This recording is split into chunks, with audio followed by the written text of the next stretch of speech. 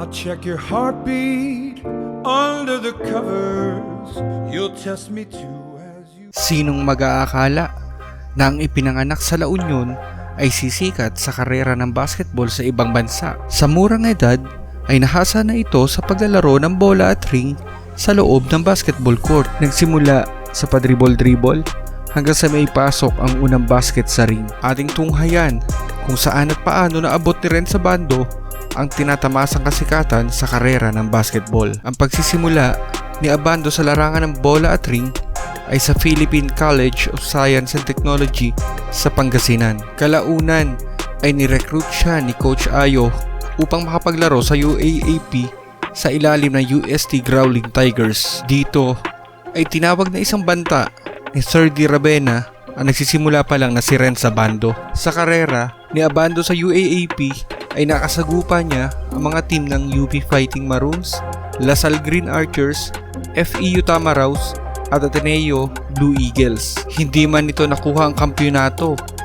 Tumatak ang Air Abando sa season 82 ng UAAP dahil sa tila may mga pakpak ang mga paa nito sa paglundag at kakaibang abilidad sa paglalaro ng basketball. Noong 2020, kasagsaga ng pandemya ng COVID-19, isa si Abando sa 6 na player ng UST na lumisan. Ito ay dahil sa kanilang training camp sa Sorsogon, kahit naban pa ang pagkakaroon ng mga activities sa nasabing taon. Di umano ay nagkakasakit na ang mga player at walang mga staff ang tumutulong sa kanila.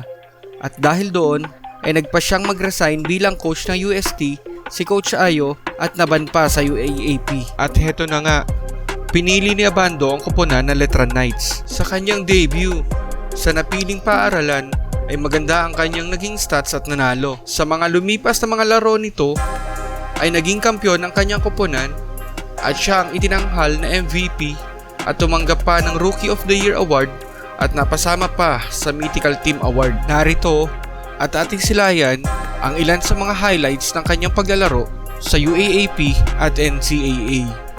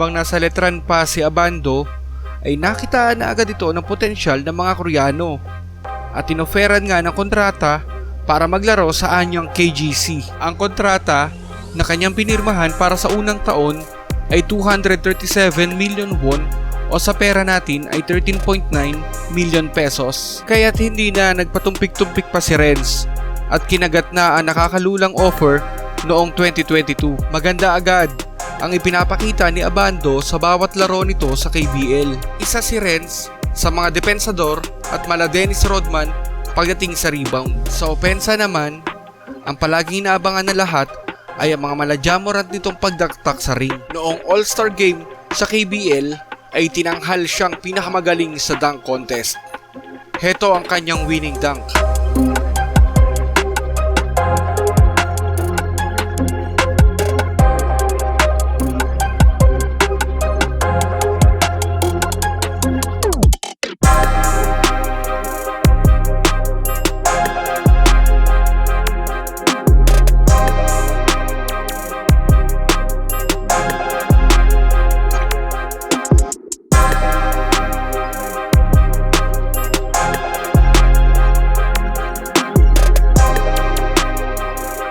Matapos ang All-Star Game ng KBL ay nagsimula na ang finals na kung saan ang koponan ni Abando ang lalaban, ang anyang KGC kontra SK Knights. Umabot ng Game 7 ang laban ng dalawang koponan kung saan ang team ni Abando ang itinanghal na kampyon ng KBL 2023. Ating silayan ang mga highlights ni Abando sa kanyang karera sa banyagang bansa.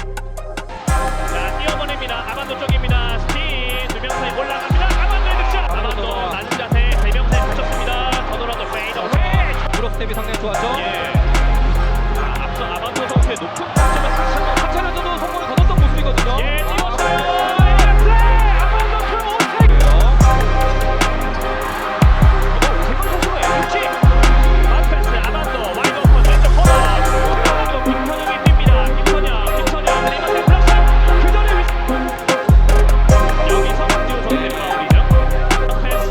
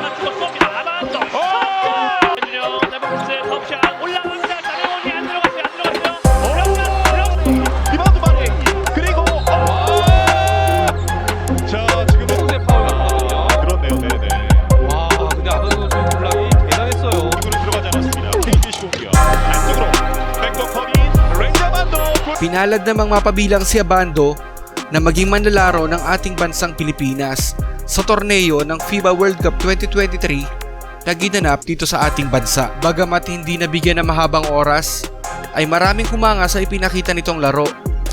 Halina't muli nating silayan ang kanyang highlights sa FIBA World Cup.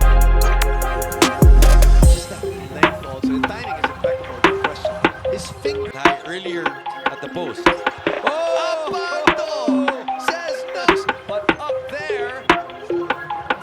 Now, keeper sets it to the corner and stakes the three. That is gone.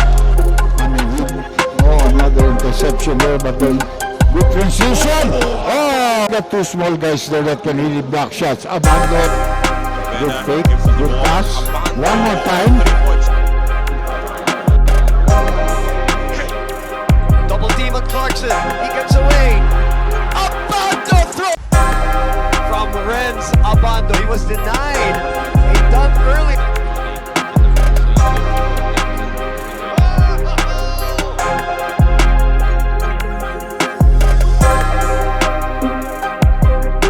Muli nang bumalik si Abando ng Korea para sa panibagong season ng KBL.